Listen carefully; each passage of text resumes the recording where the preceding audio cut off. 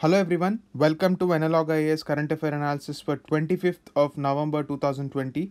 In this video, we'll be discussing a couple of issues. The first one is with respect to the recent suggestion by an RBI panel to allow large corporate houses as promoters of banks. And the second one is about the internal security issues that are pertinent in the Northeast, especially with the Bru refugees. The first article for the day titled Corporates as Banks Key Issues. This is taken from the Indian Express and this is based on an internal Reserve Bank of India panel which has proposed corporates to be permitted to promote banks after necessary amendments to the Banking Regulation Act.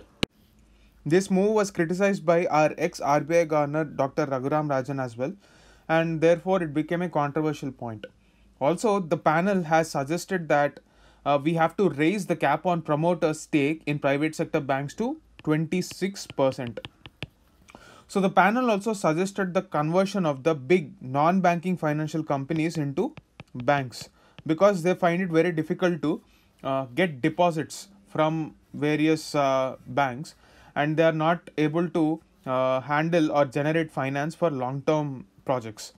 The recent IL&FS crisis has shown that because of the unsustainable high interest rates, there was a market failure, and if proper regulatory oversight was present, and at the same time, if these non-banking financial companies have access to long-term funds directly from the depositors through household savings, then they can actually leverage the situation and ensure a sustainable growth and invest in infrastructural projects which have a multiplier effect. This was the funda basically. But the counter argument was, if you take a look at the present Lakshmi Vilas Bank or the previously managed Yes Bank, both these banks had a regulatory shortfall, and that is the reason why they have actually failed. So the prompt corrective action was invoked by the RBI in both these cases, and there was a moratorium on the amount that the depositors can actually withdraw from these bank accounts.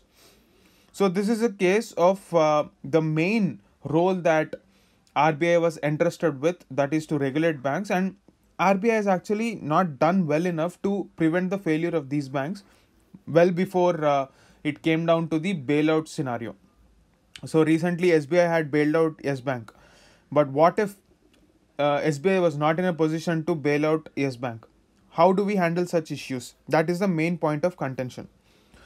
So the RBI what actually did was it constituted an internal working group in June to review the ownership guidelines and corporate structure for Indian private sector banks. Say for example, we can have Tata banks, we can have Reliance Bank, we can have Amazon Bank, but the reason why RBI was not open to this idea before was the issue of connected lending. What if Tata takes the money from depositors and invest it in its projects? Yes, there is a sort of a credibility for Tata, but what are the worst case scenario guidelines that can safeguard us from the worst thing that can happen, that is misappropriation of the funds of the depositors?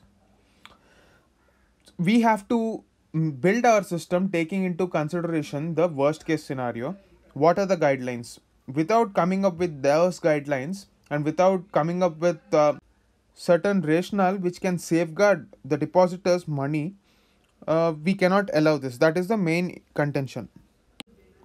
One major argument for supporting this idea is the fact that India does not have a bank that has global presence.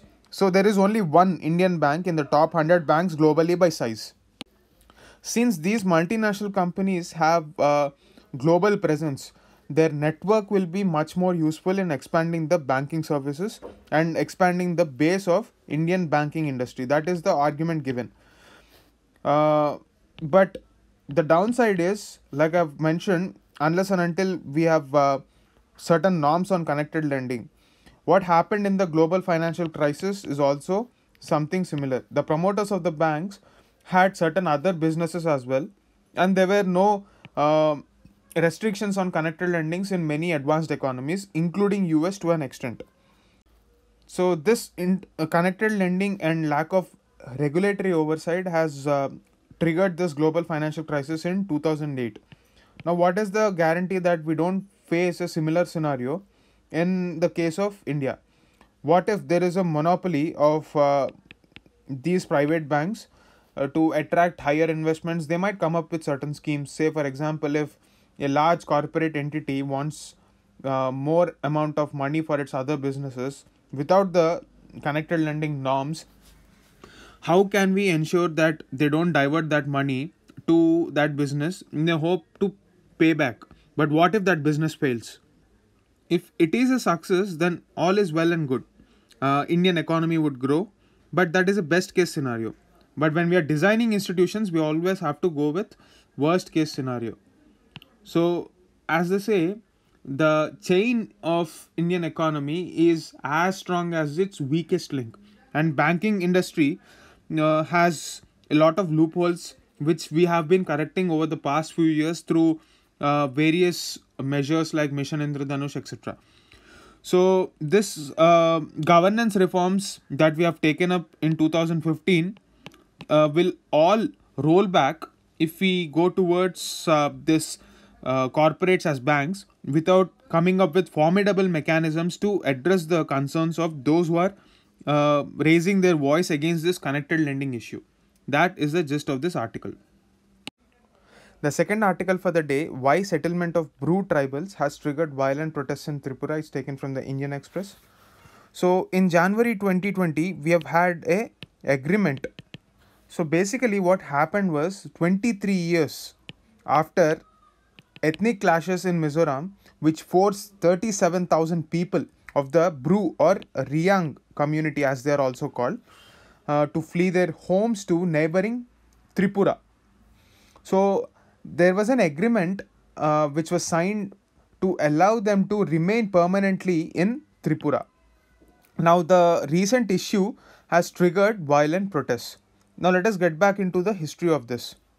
So the agreement among the Bru leaders and the governments of India, Tripura and Mizoram. This was signed in New Delhi on January 16, 2020. So this gives Bru or Riang tribals the choice of living in either Tripura or they can go back to Mizoram. So in several ways, the agreement has redefined the way in which internal displacement is treated in our country. So what is this agreement? All the Bru or Riang people living temporarily in Tripura or in the temporary relief camps in Tripura will be settled in the state if they want to stay back. The Bru who returned to Mizoram in 8 phases since 2009, there was certain repatriation that was happening. They cannot come back to Tripura, however. Only those who are staying back will be allowed to stay back. So that was the agreement.